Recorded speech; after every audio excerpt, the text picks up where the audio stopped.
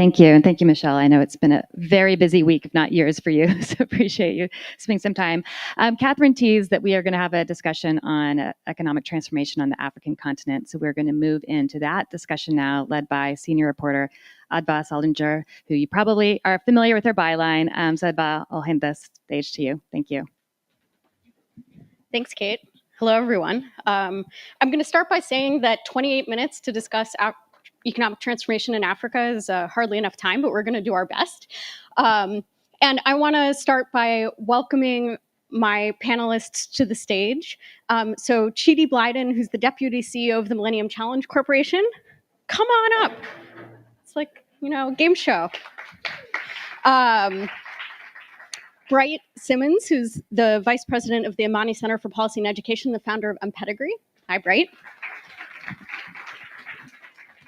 We have Daouda Sembene, who's the founder and CEO of AfriCatalyst. Welcome. And Carolyn Teti, who's the VP for Risk Safeguarding and Compliance at Give Directly. So we can have a seat and kick this conversation off. I want to start by saying that obviously we all know that Africa is an incredibly diverse continent. Every country is probably going to have its own story and journey to economic transformation, but there are definitely certain things that can be done on a continent-wide level and lessons that can be shared. So we understand that. We're not trying to say there's one solution for everyone everywhere on the continent. I want to start by asking each of you to just, in a few words, tell me what you see as the greatest barrier that's today limiting economic growth on the continent. I think that will help us kick off this conversation. Chidi, you want to jump in? Well, thank you. And thank you to everyone who's come out this afternoon to listen to this wonderful discussion. Thank you for posing that very particular question. I think from where I sit and the work that I do at the Millennium Challenge Corporation for the U.S. government, I would have to say that maybe not the biggest barrier, but maybe a part of it is the symbiotic balance between, security, stability, governance, and evidence-based investment when it comes to unlocking economic growth. At MCC, we're very focused on trying to reduce poverty through economic growth by making sure that we are doing investments that are evidence-based, but also have the ability to do something transformative in a country that will allow a country to propel itself forward on an economic front. So while many people think that, MCC is just an infrastructure development organization, we also do a lot of work on the political side in helping with policy and institutional reform. So again, really going back to that symbiotic balance between getting the right measurement and balance of governance, stability, security, but then again, evidence-based investment. Yeah. Bright?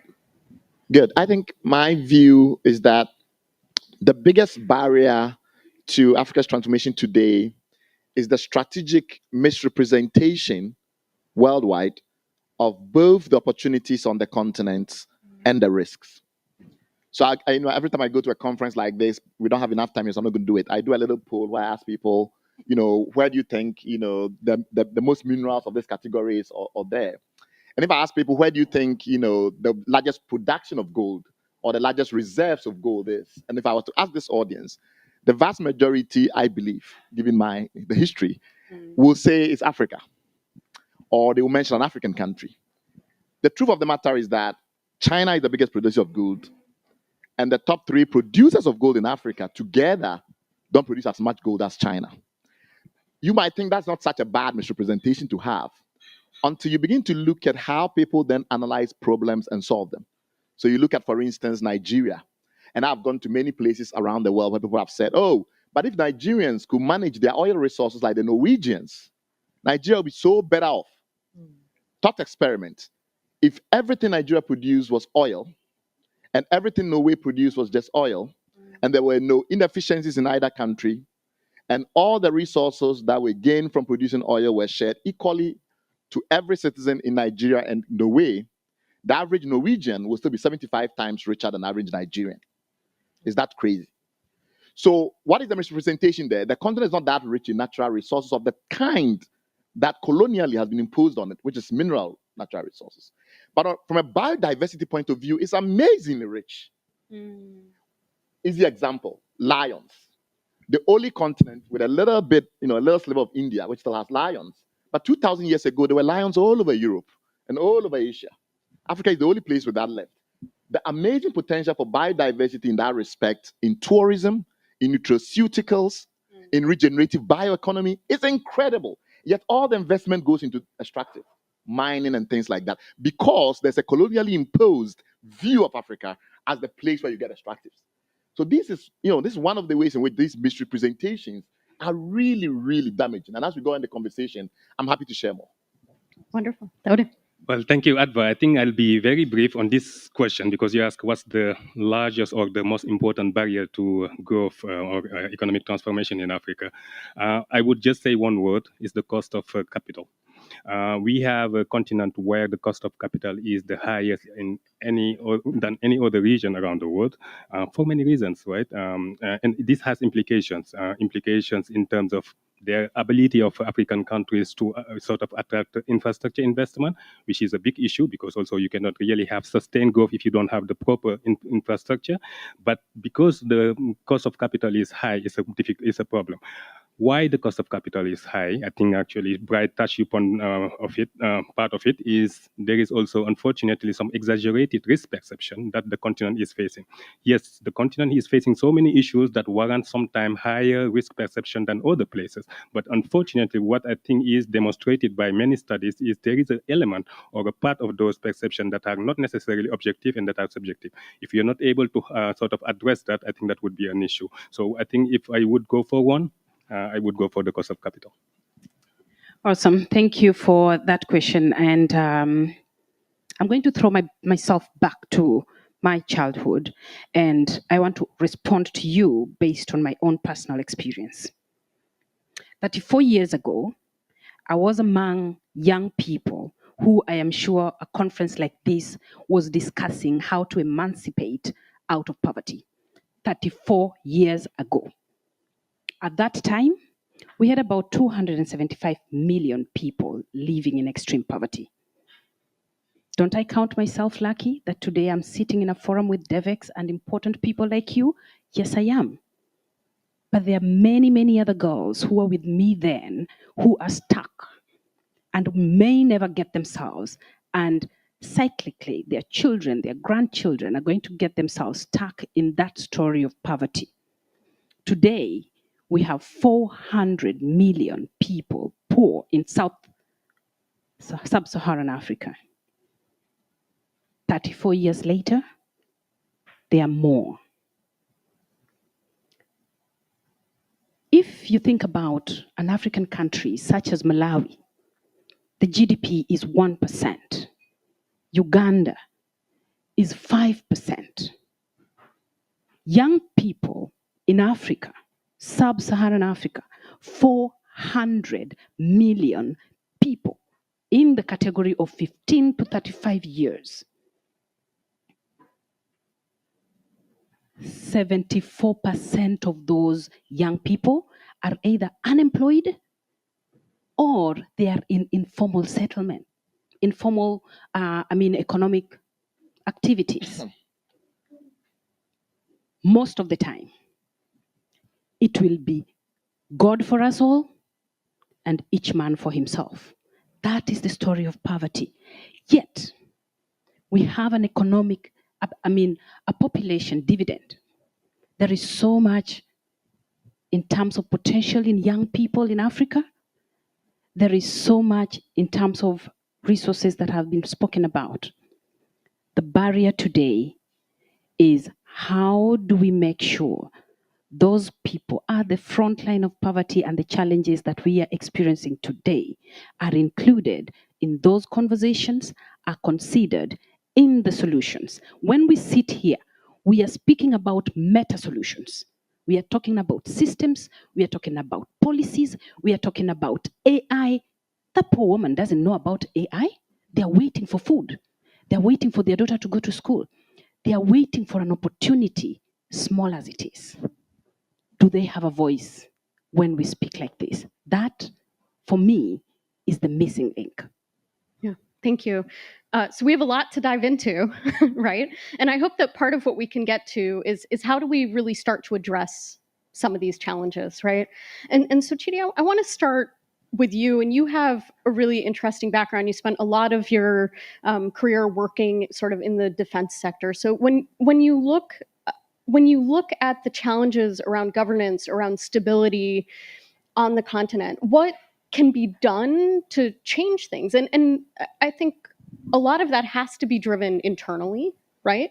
It has to come from an internal demand to do things differently. But what needs to change? What types of solutions, new types of, yeah. And then what is the role of the US government in helping get there? Well, I'm glad you, and I appreciate you sort of looking at my background. I was having a conversation with somebody earlier about this. How did I make this shift from, working on defense issues to working on development issues? And I think it does go back to something that my colleague at the end, Caroline, was saying around sort of stability and security and the issues that are surrounding what we're looking at on the continent. And so I think many people conflate defense with security issues, and we're here talking about economic security, food security, youth insecurity, job insecurity, and that's very different than defense solutions. And the US government has spent a lot of time looking at what we call the 3Ds, defense, diplomacy, and development, to the point now where we have expanded that to include a whole of government approach. And so MCC is one of the tools that is really focused on hitting a very particular niche when it comes to policies, institutional reform, and infrastructure that allows a country to be able to, remove some of the barriers that we've been talked about to economic growth. Some of the things that we're now transitioning to and thinking more about is, I can proudly say, is something that MCC has been doing over its 20-year history. And to your point about, what should we be doing differently? Localized, country-led solutions. MCC has country ownership, which means that from the very beginning that we start a program, whether it's in the energy sector, the agriculture sector, we're working with the country to identify through evidence and through data how exactly we can make a significant jump or change in the way that a country is able to have more capital or more investment come to its country. For example, in Lesotho, we've been working with the Lesotho government, not just for health infrastructure development, but we had a compact with them very early in our tenure as a US government agency. And our ability to be able to use evidence-based research to find the pockets in rural areas where health infrastructure was most needed allowed us to build clinics in some of the most critical parts of the country and allow there to be access to more healthcare. Fast forward to today, we've helped Lesotho to get another compact of about $380 million, but this time we're working on agriculture sector. Lesotho has aspirations to be not just a trader of the agriculture exports that it's able to grow, but to be able to also produce enough for not just Lesotho, but the region. But part of that was unlocking the fact that they did not have policy and institutional reforms that allowed a majority of their citizens to have land. So Lesotho had been working on a land reform bill that would allow women to have access to owning agricultural production. We came in and we worked alongside them on something that they were already working on at both the traditional and the federal level to show them the economic benefits of being able to have double the capacity when it comes to growing agriculture and then having that traded. So excluding women in this case was not as economically profitable, and we were able to help them see that. So it's the policy and institutional reforms. We're now working on the access to land and irrigation plans that will allow them to be the kind of producer that they want to be. And that will in turn help them trade more, not just in Lesotho, but outside of the country, therefore leading to more economic security, not necessarily defense, but economic security, food security that will allow the country to be a mass producer in Southern Africa. I mean, all these types of security you're talking about, economic security, job security, all of these things really contribute to stability, though, right? If you have people who are insecure in their ability to live, to provide for their families, it does create other types of insecurity. I'm going to take a quick moment to say MCC is 20 years old this year. I've been doing a deep dive into what the last 20 years look like and what people think MCC should do in the next 20 years. It's an agency that is not facing certain challenges, including, trying to think about how you can work in more countries and in other contexts, or doing more agreements before a country might be able to fully qualify because they have very difficult scorecard, but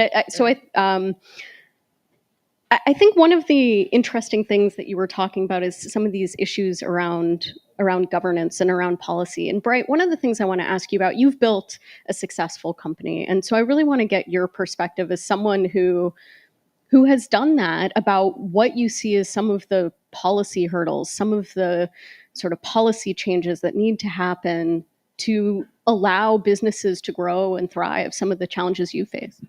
Absolutely, Adva. I think because I'm in both policy activism, policy analysis, and in business, but primarily social enterprise, but still business, I do have a perspective that I think is worth sharing.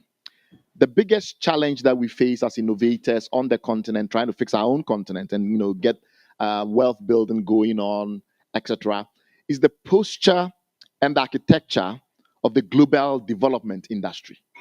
And I'll use my own experience. 2007 to 2010, we successfully built the first end-to-end traceability system for pharmaceuticals that allows us to track a pack of medicine from a factory in France, in South Africa, whatever, all the way into the hands of a patient. So think of a mother buying a pack of analgesics for their sick child. And you stand in a pharmacy in Nigeria, and we give you the opportunity, working with many partners, with a single phone to verify the history of that product. And what we did was that we automated the checklist, which means a number of things. That simple message said several things in one message. You could take the product because it's original, it's not a knockoff, it's not substandard, it's not had any diversion problem since it was moved from the warehouse into the pharmacy, etc. So we condense all of that into a single message that you can understand as a patient. But in between, we're doing all this checklisting and we're doing full end-to-end traceability. Since then, it's taken much longer for Europe and the US to get to that same level. If you walk into a CVS, you walk with a Walgreens, and you pick up a pack of medicines, even if you're in the United States, you wouldn't know the source. And the reason is because it's over-engineered in Europe and in America. That process that they are going through is over-engineered. Do you know, though, that when people come to Africa and they see that we have this challenge with supply chains, etc., they don't look at what we've done and the decade and a half experience that we've done. They try to impose GS1-based models developed in Europe and America that's taken them a decade to get to the level where you have full transparency. It is that kind of misrepresentation of capacity on the ground that I think is fostered by the global development industry, because a lot of these dollars that are being used to build these things that do not incorporate local knowledge and local awareness and local insight comes from the global development industry. So as an innovator on the ground who understood this problem, solved it in different dimensions, and the rest of it, I was not going to get those resources, obviously. But more importantly, they displace us. And I think this is a huge problem that if we don't fix, we can keep having these meetings ever and ever and ever, trying to solve them and talking about them. But the real solutions are on the ground. It's innovators who spend years of their life understanding the problem anthropologically in great depth and great detail. I'll give another last example from the policy world, because this was from my entrepreneurial experience. We look at a country like Nigeria, and there's a lot of talk about a country like Nigeria, natural resource countries, natural resource rich countries, and how they get better. But like I tried to explain to you a moment ago, we often are not looking, when we try to do these comparisons, properly from the perspective of those countries in their full historical span.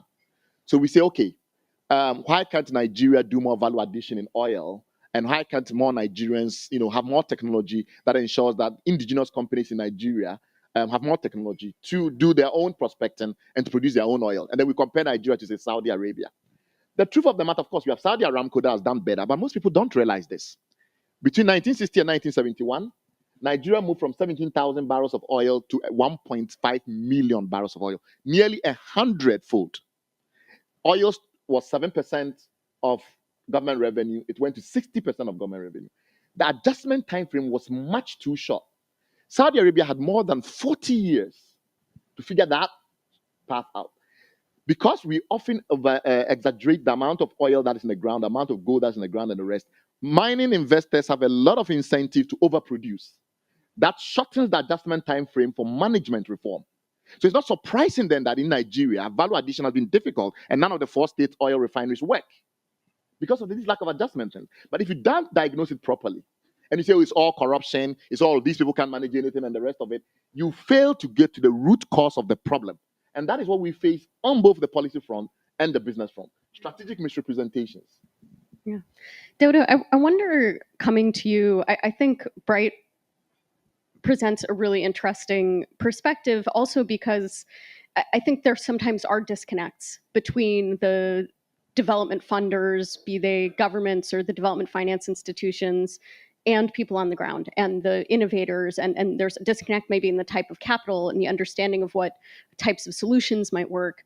And so I'm curious, from your perspective, what role you think or how some of these development finance institutions can evolve to actually better respond to the needs and demands on the ground. Yes, thank you, Adva. I think you touched upon a very important issue, is actually the issue of partnerships. And when I talked about partnership, I see many types of partnerships. There is the domestic partnerships, the regional partnerships, and the international partnership. When I talked about the domestic partnership, is how African countries, their government actually can better partner with the private sector. That's an issue in many countries. Unfortunately, in many countries, sometimes private sector is seen as, I would not say the devil, but actually, unfortunately, not as a sort of partner, because sometimes it's not very well seen to be motivated by the search of profit, which is totally normal. So I think we need to have a framework where countries, both the public and the private sector, are able to partner and make sure that they really work for the common sort of shared objective of job creation and growth. And I think that's critical. Second, and I think that's why I should have started also, is I think it's incumbent on countries' government to make sure that they do have the right policy frameworks and the right business environment to make sure that they can attract more investment that would lead to growth and maybe and to economic diversification. That's critical. So the second layer of a partnership, which is critical, is at the regional and Pan-African level. One way Africa could very much sustain growth and economic diversification is by trading between African countries. Like it is shown that African intra-trade between African countries is less than 20%, where if you go to Europe and Asia, we're talking about more than 50% and 60% in Asia. So how can we do that? I think it requires new forms of partnership between the African countries. It is already happening with the African free trade area, but I think we need to fasten and sort of accelerate it, because it is demonstrated that, and I think that's some research that was done by the IMF and the World Bank, if this is put in place, by 2035, Africa will be able to generate additional income of more than $450 billion. This is a lot of money, and this is something that can very much help address all of those issues that Caroline talked about, and also Chidi. So I think it's critical to have that partnership between African countries. And now it brings me to your question about what the international community can do. And I think this is where I feel like there is maybe some scope for strengthening the partnership between African countries and the development community. I talked earlier about the high cost of capital. One way that partnership could very much manifest itself is by allowing the international community to better use development finance for supporting mobilization of private capital. I think this is something that we are failing at. We are not doing a good job at de-risking in many African countries to attract international investors. I talked about the role of a risk earlier. I think if we are able to use development finance for first of all, better having like a better pool of bankable project where international investors can choose from and get involved, that would be good.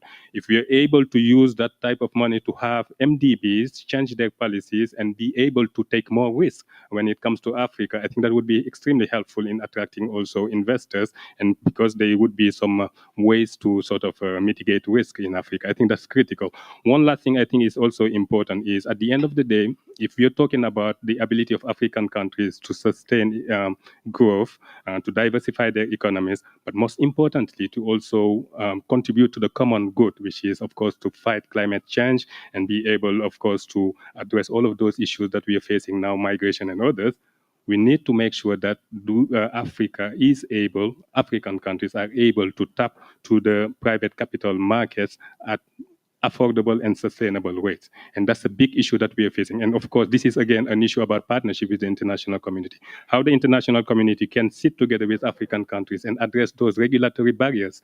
You were you're BlackRock right now. You have maybe 20 trillion of asset under management, and you're not able to invest in Africa. Why? Because there are some regulatory barriers you're facing in some countries that tells you, well, if this country is a non-investment grade, you cannot invest there. It is up to the international community to see how we can address those issues for the not only for the good of African countries, but for the international community. Because if you do so, I think we'll be able to address and improve the delivery of global public goods. Yeah. Carolyn, I want to ask you a question because I think mobilizing capital is really important, but making sure it's designed in the right way and gets to the right people is also really important. And I know that's something that you have thought a lot about. And so I really want to ask you sort of what practical steps you think can be taken to improve sort of how investment is designed and who it gets to, because you don't want to create a system where investment is flowing into the continent, you have economic growth, but it's only helping the wealthy in a country and not trickling down to the women who you're talking about. Beautiful. Thank you. Thank you very much. And like you said, I work for an organization called Give Directly, and Give Directly prides in delivering cash directly and unconditionally to people living in extreme poverty. I want to, one, appreciate the work that is going on at the meta level, investing in governments and helping to build systems, infrastructure, and to make sure that our countries are set up to deliver to the citizens.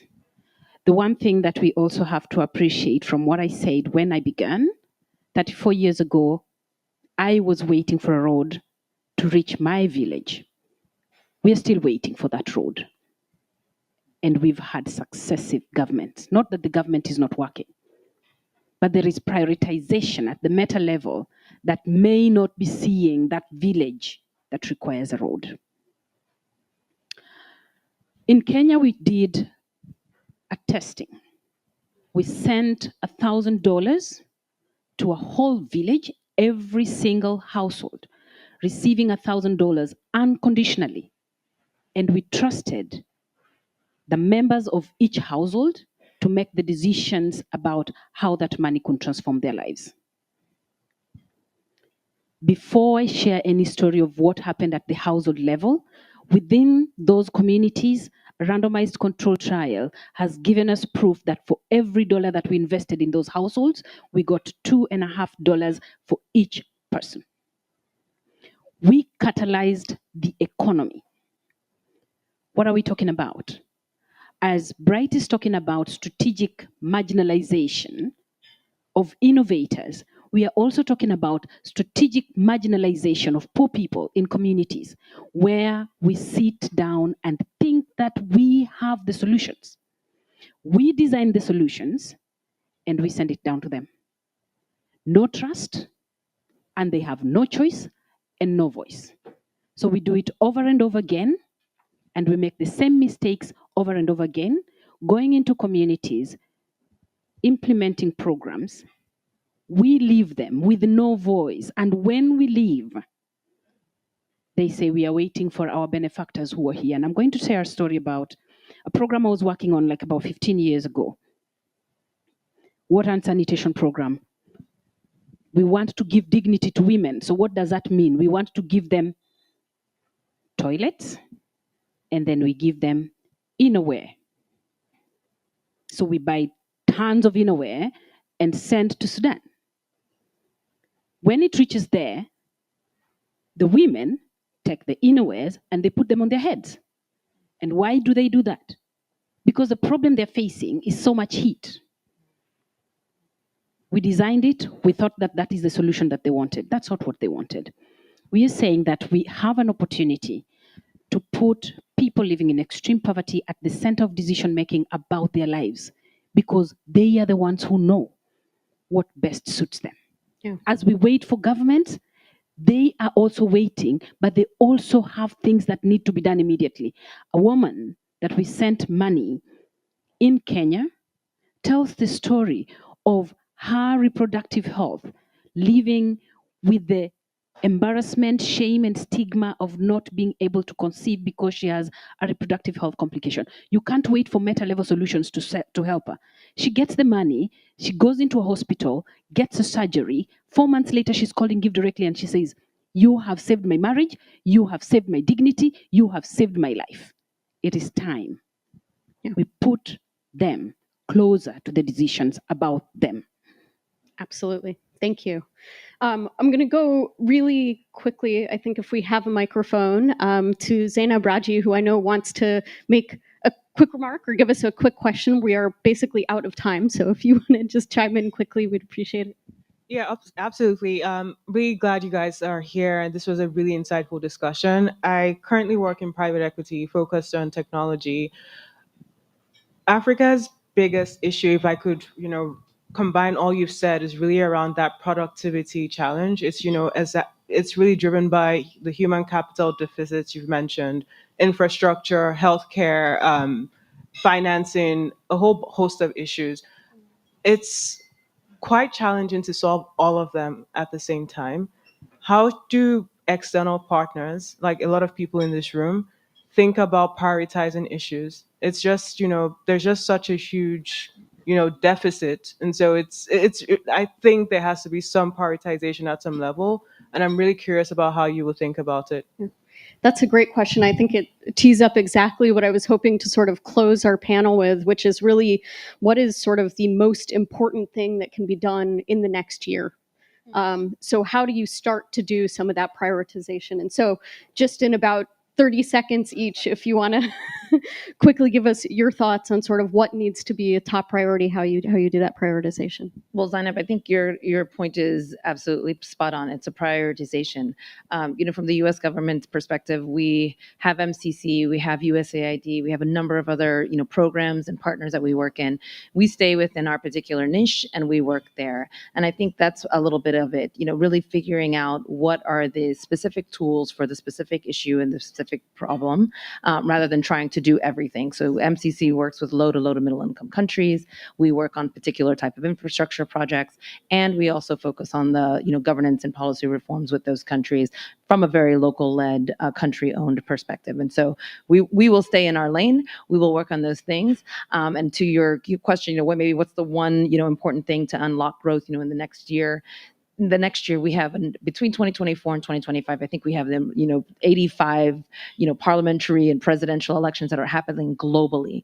So, for me, the one thing that can do is, responsible, citizen participation in governance and, active participation in the political and institutional reform processes.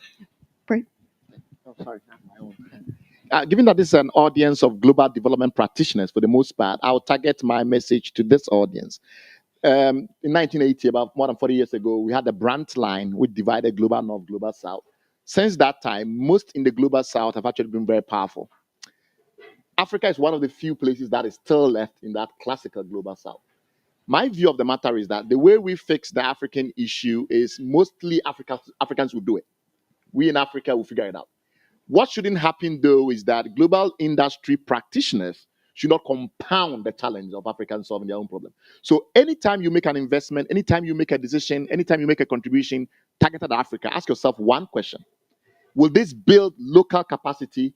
Will this transform the ability of Africans to solve their own problems? Or will it eventually get in the way, even if today it appears as if it's relief? That, I think, is the fundamental issue that all of us in this room should grapple with. Well, I think when we talked about Africa, there is one thing that we should keep in mind. This year, there would be 6 African countries among the 10 fastest growing countries in the world. So we should also know that Africa has a lot of opportunities actually to give to private investors. And for that to be sort of reaped, we need to make sure that we do our homework. Of course, our government need to make sure that they put in place the right frameworks, the right policy frameworks, have the right good governance, and of course making sure that of course they do engage effectively with the private sector, both domestically and internationally. If we do so, I think there would be some sort of positive news in terms of how Africa is able to attract more and more sort of resources. One thing that we didn't talk about, and that would be critical, I think one thing that we are seeing in many African countries, out of now maybe 22 African countries right now, which are either at high risk of debt distress or in debt distress. Those countries, I think the perspective for attracting not only investors, but for sort of sustaining growth could be lessened so long as their debt situation is not sort of addressed. And that's a typical issue that the global community needs to address with African countries by making sure we do have effective debt restructuring mechanism that they can sort of take advantage of. I think that would be also something that we need to keep in mind. But also, most importantly, we should not wait for those countries to be in trouble before doing something. We need to make sure that countries, the 30 other countries and something that are not necessarily in high risk of debt distress or at debt distress, are able to tap into the global capital market at affordable and sustainable rates so that they won't be actually in that situation. I'm sure everybody in this room would love to be able to do something that is evidence-based. Evidence is telling us that we could invest $15 to $20 billion sending cash directly to people living in extreme poverty, and we will change the story of poverty in the world. Can we try this? That's a provocative statement, but maybe it might be one thing that we want to ask ourselves, that of the many other things that we are doing, can we entrust people with resources so that we have a bottom-up catalyst of development and transformation in Africa? Wonderful. Well, thank you all so much. And thank you.